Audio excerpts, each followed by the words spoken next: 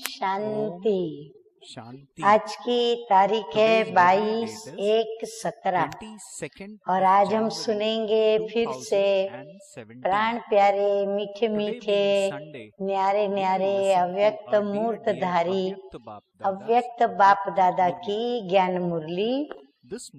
तो revise course की मुरली की तारीख है 12/1/82 और आज की ज्ञान मुरली का शीर्षक है विश्व का उद्धार आधार मूर्त आत्माओं पर निर्भर।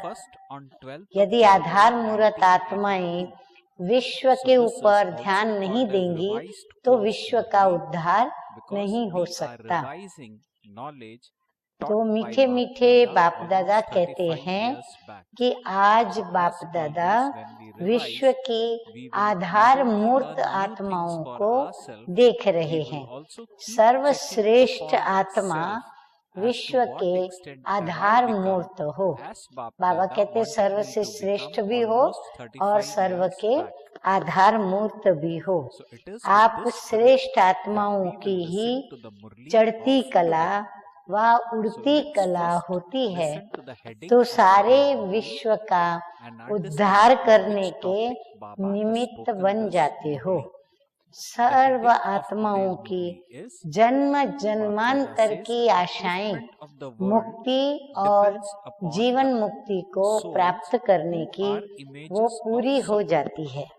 आप श्रेष्ठ आत्माएं मुक्ति अर्थात अपने घर का गेट खोलने के लिए निमित्त बनती हो तो सर्व आत्माओं के स्वीट होम का ठिकाना मिल जाता है। बहुत समय का दुख और अशांति समाप्त होते हैं क्योंकि हम शांति धाम के निवासी बन जाते हैं। जीवन मुक्ति के वर्षे से वंचित आत्माओं को वर्षा प्राप्त होता जाता है। इसके निमित्त अर्थात आधार मूर्त श्रेष्ठ आत्माएं बाप आप बच्चों को ही बनाते हैं। बाबा कहते हैं आधार मूर्त श्रेष्ठ आत्मा जो ब्रह्मा मुख से पैदा होते हैं बाबा उन्हीं बच्चों को ऐसा श्रेष्ठ आत्मा बनाते हैं। बाप दादा सदा कहते हैं कि पहले बच्चे पीछे हम, आगे बच्चे पीछे बाप, ऐसे ही सदा चलते आए हैं। ऐसे विश्व के आधार मूर्त अपने को समझकर चलते हो। बीज के साथ साथ वृक्ष की जड़ में आप आधार मूर्त श्रेष्ठ आत्माएं हो। आप चित्र भी देखेंगे झाड़ का तो उसमें सभी दादियां और वरिष्ठ दादाएं जड़ में बैठे हुए हैं यानी फाउंडेशन में। तो बाप दादा ऐसी श्रेष्ठ आत्माओं से मंगल मिलन मनाने लिए आते हैं। ऐसी श्रेष्ठ आत्माएं हो जो निराकार और आकार को भी आप समान साकार स्वरूप में लाते हो तो कितना श्रेष्ठ हो गए। ऐसे अपने को समझते हुए कर्म करते हो कि मैं श्रेष्ठ आत्मा हूँ तो मैं कर्म भी श्रेष्ठ करूँ।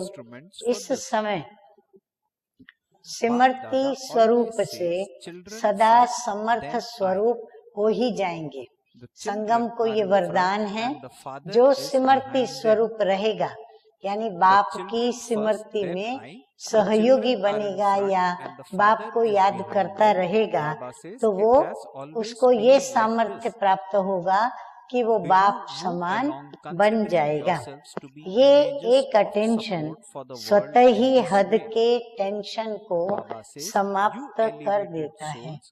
बाबा ने बहुत अच्छी बात बताई कि यही टेंशन क्या करता है, हमारे अटेंशन को बिगाड़ता है। परंतु यदि हम अटेंशन खुद रखने लगे तो जो भी टेंशन है वो सारे खत्म हो जाते हैं। इस अटेंशन के आगे किसी भी प्रकार का टेंशन अटेंशन में परिवर्तन हो जाएगा और इसी स्व परिवर्तन से विश्व परिवर्तन सहज होगा कि ये अटेंशन ऐसा जादू का कार्य करेगा जो अनेक आत्माओं के अनेक प्रकार के टेंशन को समाप्त कर बाप की तरफ अटेंशन खिंचवाएगा। रिटर्न में वो अटेंशन कहाँ डाइवर्ट होगा? बाबा के तरफ डाइवर्ट होगा। जैसे आजकल साइंस के अनेक साधन ऐसे हैं, स्विच ऑन करने से चारों ओर का कचरा गंदगी वो अपनी तरफ खींच लेते हैं, चारों ओर जाना नहीं पड़ता, लेकिन पावर द्वारा स्वतः ही खींच जाता है। ऐसे साइलेंस की शक्ति द्वारा इस अटेंशन के समर्थ स्वरूप द्वारा अनेक आत्माओं के टेंशन को समाप्त कर देंगे। अर्थात वे आत्माएं अनुभव करेंगी कि हमारा टेंशन जो अनेक प्रयत्न से बहुत समय से परेशान कर रहा था वो कैसे समाप्त हो गया। किसने समाप्त किया? इसी अनुभूति द्वारा अटेंशन जाएगा। ये भी अंदर में संकल्प क्या करता है, उनको मदद करता है कि ये मेरा टेंशन समाप्त कैसे हुआ। तो बुद्धि कहाँ चली जाती है कि भाई मैंने अटेंशन रखा, इसीलिए मेरे टेंशन पर मैं विजयी आत्मा बनी। तो इसी अनुभूति द्वारा अटेंशन जाएगा शिव शक्ति कंबाइंड रूप के तरफ। तुरंत हमें कौन याद आएगा? हमारा साथी बाबा हमें याद आएंगे। तो बाबा कहते हैं कि टेंशन अटेंशन में बदल जाएगा।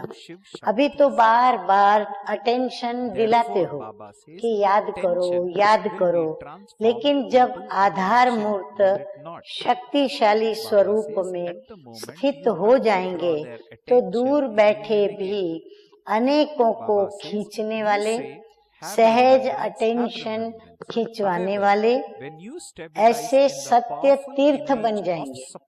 बाबा कहते हैं इतना फायदा उससे होगा। अभी तो आप ढूंढते जाते हो, ढूंढने के लिए कितने साधन बनाते हो और फिर वे लोग आपको ढूंढते हुए आएंगे, वह सदा आप ही ढूंढते रहेंगे। बाबा कहते आपके भक्त ढूंढते ढूंढते आपके तक पहुंचेंगे या आप अभी खुद वहां जाके उनको दर्शन दोगे। साइंस भी श्रेष्ठ आत्माओं के श्रेष्ठ कार्य में सहयोगी है।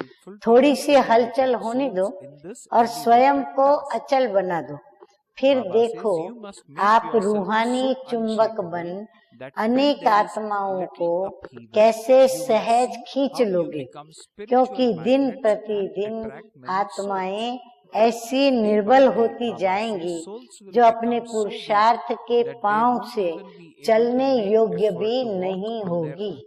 तो ऐसी निर्बल आत्माओं को आप शक्ति स्वरूप आत्माओं की शक्ति अपने शक्ति के पांव दे करके चलाएगी, अर्थात बाप के तरफ उनको खींच लेगी।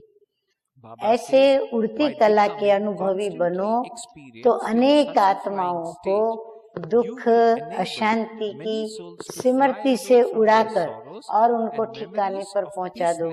अपने पंखों से उड़ना पड़ेगा, दूसरा कोई हमें पंख नहीं दे सकता, हमें अपनी ही पंखों से उड़ना पड़ेगा, सेवा करनी पड़ेगी। पहले स्वयं ऐसे समर्थ स्वरूप होंगे, तब सत्य तीर्थ बन इन अनेकों को पावन बुद्धि बनाए, अर्थात स्वीट होम की प्राप्ति करा सकेंगे। तो बाबा कहते हैं आप ऐसे आधार मूर्त हो, तो आज बाप दादा ऐसे आधार मूर्त बच्चों को देख रहे हैं अगर आधार ही हिलता रहेगा तो औरों का आधार कैसे बन सकोगे। इसलिए आप अचल अडोल बनो तो दुनिया में हलचल शुरू हो जाए, और जरा सी हलचल अनेकों को बाप के तरफ सहज ही आकर्षित करेगी। एक तरफ कुंभकर्ण जगेंगे, दूसरी तरफ कई आत्माएं जो संबंध व संपर्क में भी आई हैं, लेकिन अभी अलबेलेपन की नींद में सोई हुई हैं। तो ऐसे अलबेलेपन की नींद में सोई हुई आत्माएं भी जागेंगी, लेकिन जगाने वाले कौन? आप अचल मूर्त आत्माएं। तो समझा, सेवा का रूप ऐसे बदलने वाला है। इसके लिए सदा शिव शक्ति रूप बनो। अच्छा, ऐसे सदा शांति और शक्ति स्वरूप अपने समर्थ स्थिति द्वारा अनेकों को स्मृति दिलाने वाले, टेंशन समाप्त कर अटेंशन खिंचवाने वाले ऐसे आधार मूर्त विश्व परिवर्तक बच्चों को याद, प्यार और नमस्ते। हम रूहानी बच्चों का रूहानी बाप दादा को याद, प्यार, गुड मॉर्निंग और नमस्ते नमस्ते। अभी हम सुनेंगे 18 जनवरी स्मृति दिवस की सर्व बच्चों को याद प्यार देते हुए बाप दादा ने मधुर महावाक्य उच्चारे। तो 18 जनवरी की याद प्यार तो है ही 18 अध्याय का समर्थी स्वरूप। 18 जनवरी क्या याद दिलाती है? संपन्न फरिश्ता स्वरूप। फॉलो फादर का पाठ हर सेकंड, हर संकल्प में स्मृति दिलाता है। ऐसे ही अनुभवी होना। 18 जनवरी के दिवस सब यहाँ होते हैं, साकार वतन में, आकारी फरिश्तों के वतन में। तो 18 जनवरी सदा फरिश्ता स्वरूप, सदा फरिश्तों की दुनिया की स्मृति दिलाती है, अर्थात समर्थ स्वरूप बनाती है ही याद दिवस। तो याद स्वरूप बनने का ये दिन है। तो समझा 18 जनवरी क्या है? ऐसे सदा बनना, यही स्मृति बार बार दिलाती है। तो 18 का यादगार हुआ बाप समान बनना, संपन्न स्वरूप बनना। अच्छा, सभी को पहले से ही स्मृति से याद प्यार पहुंच ही जाएगी। अभी आगे और हम सुनेंगे प्राण प्यारे अव्यक्त बाप दादा की रिवाइज कोर्स की मुरली है 14/1/82 के कुछ मधुर महावाक्य। शीर्षक है कर्मेंद्रिय जीत ही विश्व राज्य अधिकारी। क्योंकि जो स्व के ऊपर राज्य करना जानते हैं वही भविष्य में विश्व राज्य अधिकारी बनते हैं। मीठे मीठे बाप दादा बोले कि आवाज में आने के लिए व आवाज को सुनने के लिए कितने साधन अपनाते हो। बाप दादा को भी आवाज में आने के लिए शरीर के साधन को अपनाना पड़ता है, लेकिन आवाज से परे जाने के लिए इस साधनों की दुनिया से पार जाना पड़े। साधन इस साकार दुनिया में है। बाप दादा के सूक्ष्म वतन व मूल वतन में तो कोई भी साधनों की आवश्यकता नहीं है। सेवा के अर्थ आवाज में आने के लिए कितने साधनों को अपनाते हो, लेकिन आवाज से परिस्थिति में स्थित होने के अभ्यासी सेकंड में इन सब से पार हो जाते हैं। ऐसे अभ्यासी बने हो। अभी अभी आवाज में आए, अभी अभी आवाज से परे। ऐसी कंट्रोलिंग पावर, रूलिंग पावर अपने में अनुभव करते हो। संकल्प शक्ति को भी जब चाहो तब संकल्प में लाओ, विस्तार में आना चाहो विस्तार में आओ, जब चाहो तब विस्तार को फुल स्टॉप में समा दो। स्टार्ट करने की और स्टॉप करने की दोनों ही शक्तियां समान रूप में हो। बाप दादा ने कहा, हे कर्मेंद्रियों के राज्यधारी, अपनी राज्य सत्ता का अनुभव करते हो। राज्य सत्ता श्रेष्ठ है, वह कर्मेंद्रियों अर्थात प्रजा की सत्ता श्रेष्ठ है। राजा की सत्ता श्रेष्ठ है या कर्मेंद्रियों की, यानी कर्मेंद्रियों के वशीभूत चलते हैं या राजा जैसे कहता है वैसे चलते हैं। प्रजापति बने हो, क्या अनुभव करते हो? स्टॉप कहा और स्टॉप हो गया। बाबा कहते अपनी चेकिंग करो, अपने आप से अभ्यास करो। ऐसे नहीं कि आप कहो स्टॉप और वो स्टार्ट हो जाए तो गड़बड़ हो जाएगी ना। यदि गाड़ी को ब्रेक मारनी है और ब्रेक मारने के बजाय यदि एक्सीलेटर पर पांव दब गया तो क्या होगा? एक्सीडेंट हो जाएगा। सिर्फ हर कर्मेंद्रिय की शक्ति को आंख से इशारा करो तो इशारे से ही जैसे चाहो वैसे चला सको। बाबा कहते मेहनत नहीं करनी पड़े, सिर्फ संकल्प का इशारा करें और वह कर्मेंद्रिय हमारे वशीभूत चले। ऐसे कर्मेंद्रिय जीत बने तब फिर प्रकृति जीत बन कर्मातीत स्थिति के आसनधारी सो विश्व राज्य अधिकारी बनो। तो अपने से पूछो, क्या पूछे? पहली पौड़ी कर्मेंद्रिय जीत बने हैं। पहली पौड़ी माना जो पहले पहले ग्रुप निकला, जो पहले पहले बाबा के वारिस बच्चे बने, उनकी बात बाबा कर रहे हैं। हर कर्मेंद्रिय जी हजूर, जी हाजिर करती हुई चलती है। आप राज्य अधिकारियों का सदा स्वागत अर्थात सलाम करती रहती है। राजा के आगे सारी प्रजा सिर झुकाकर सलाम करती है। बाबा कहते हैं, हे राज्य अधिकारी, आप सबकी राज्य कारोबार कैसी है?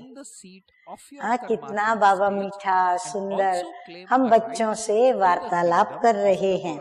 मंत्री उपमंत्री कहीं धोखा तो नहीं देते हैं? चेक करते हो अपनी राज्य कारोबार को? राज्य दरबार रोज लगाते हो या कभी कभी?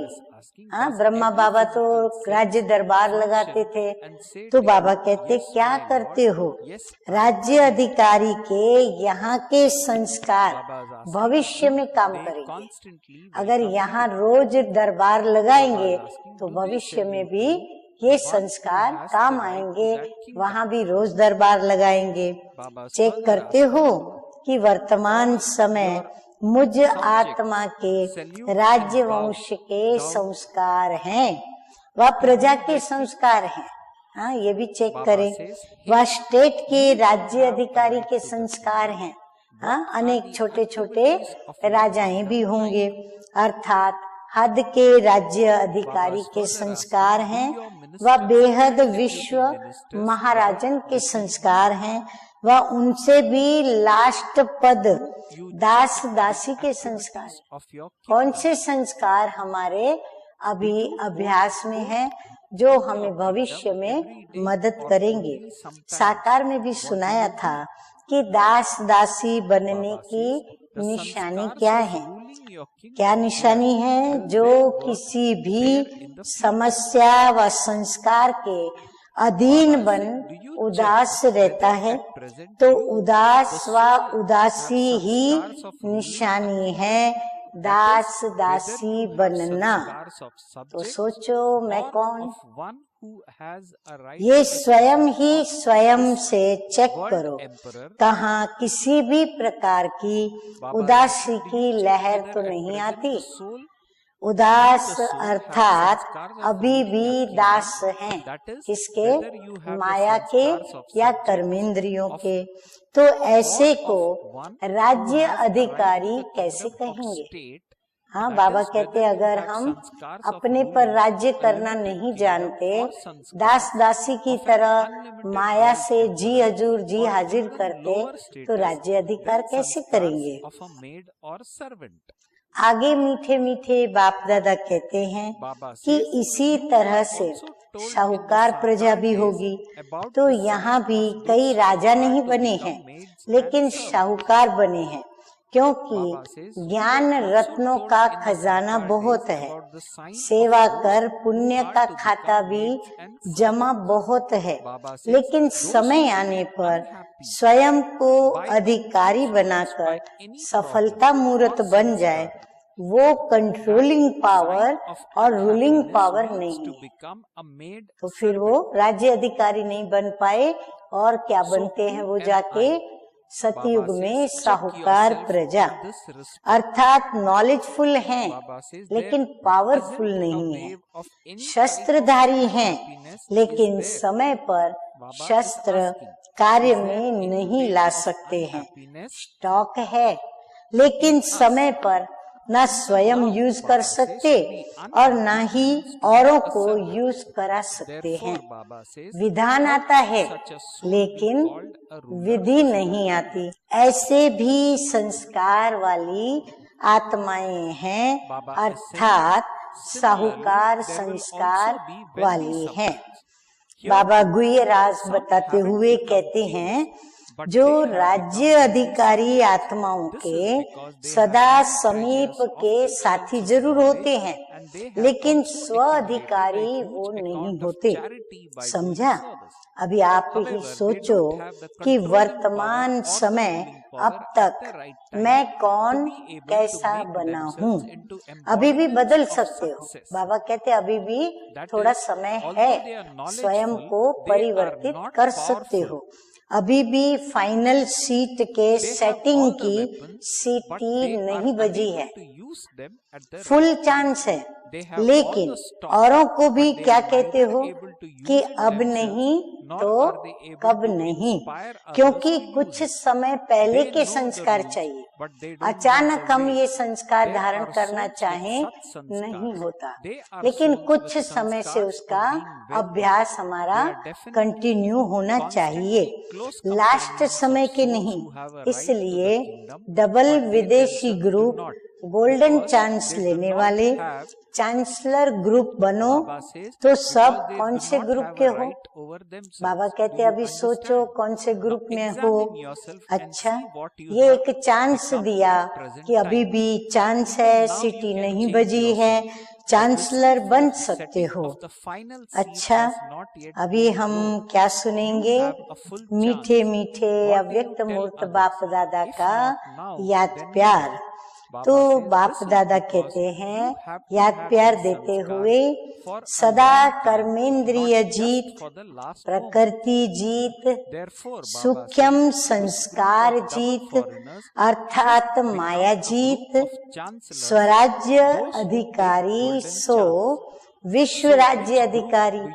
ऐसे राज्यवंशी राज ऋषि आत्माओं को बाप दादा का याद प्यार और नमस्ते। हम रूहानी बच्चों का रूहानी बाप दादा को याद प्यार, गुड मॉर्निंग और नमस्ते नमस्ते। अभी हम सुनेंगे सतगुरु बाप का वरदान। तो वरदान है, निर्माणता की विशेषता द्वारा सहज सफलता प्राप्त करने वाले सर्व के माननीय भव। हाँ, सभी सम्मान देंगे। किसको देंगे? जो निर्माणता की विशेषता वाले हैं, जो सहज सफलता निर्माणता के आधार पर प्राप्त करते हैं, ऐसों को सर्व का मान सम्मान प्राप्त होता है। बाप कहते हैं कि सर्व द्वारा मान प्राप्त करने का सहज साधन है निर्माण बनना। हाँ, यदि सर्व के द्वारा मान प्राप्त करना हो तो क्या करना पड़े? विशेष निर्माण बनने की धारणा करनी पड़े। जो आत्माएं स्वयं को सदा निर्माण चित्त की विशेषता से चलाती रहती हैं, वो सहज सफलता को पाती हैं। निर्माण बनना ही स्वमान है। हाँ, कई प्रकार के हमारे स्वमान हैं, उसमें निर्माणता भी एक स्वमान है। निर्माण बनना झुकना नहीं है। हाँ, कईयों को ये गलत फहमी होती है कि क्या हम झुक जाएं, इसको निर्माणता कहें। बाबा कहते नहीं, निर्माण बनना कोई झुकना नहीं है, लेकिन सर्व को अपनी विशेषता और प्यार से झुकाना है। झुकना नहीं, लेकिन ये निर्माणता के द्वारा हम सभी को जैसे झुकाते हैं। वर्तमान समय के प्रमाण सदा और सहज सफलता प्राप्त करने का यही मूल आधार है। हर कर्म, संबंध और संपर्क में निर्माण बनने वाले ही विजयी रत्न बनते हैं। स्लोगन है आज का, नॉलेज की शक्ति धारण कर लो। नॉलेज नहीं, नॉलेज के साथ साथ उसकी शक्ति धारण कर लो, तो विघ्न वार करने के बजाय हार खा लेंगे। अच्छा, अब हम क्या सुनेंगे? जनवरी मास की तपस्या के लिए तपस्वी मूर्त बनने की शिक्षा। तो शिक्षा है, अभी निर्भय ज्वालामुखी बन अपने तपस्वी स्वरूप द्वारा प्रकृति और आत्माओं के अंदर जो तमोगुण है उसे भस्म करो। तपस्या अर्थात ज्वाला स्वरूप याद। इस याद द्वारा ही माया व प्रकृति का विकराल रूप शीतल होगा। आपका तीसरा नेत्र, ज्वालामुखी नेत्र, माया को शक्तिहीन कर देगा। तो बाबा ने राज की बात बता दी कि कैसे हम माया को शक्तिहीन कर दें। कैसे करेंगे? ज्वाला स्वरूप याद में रहकर।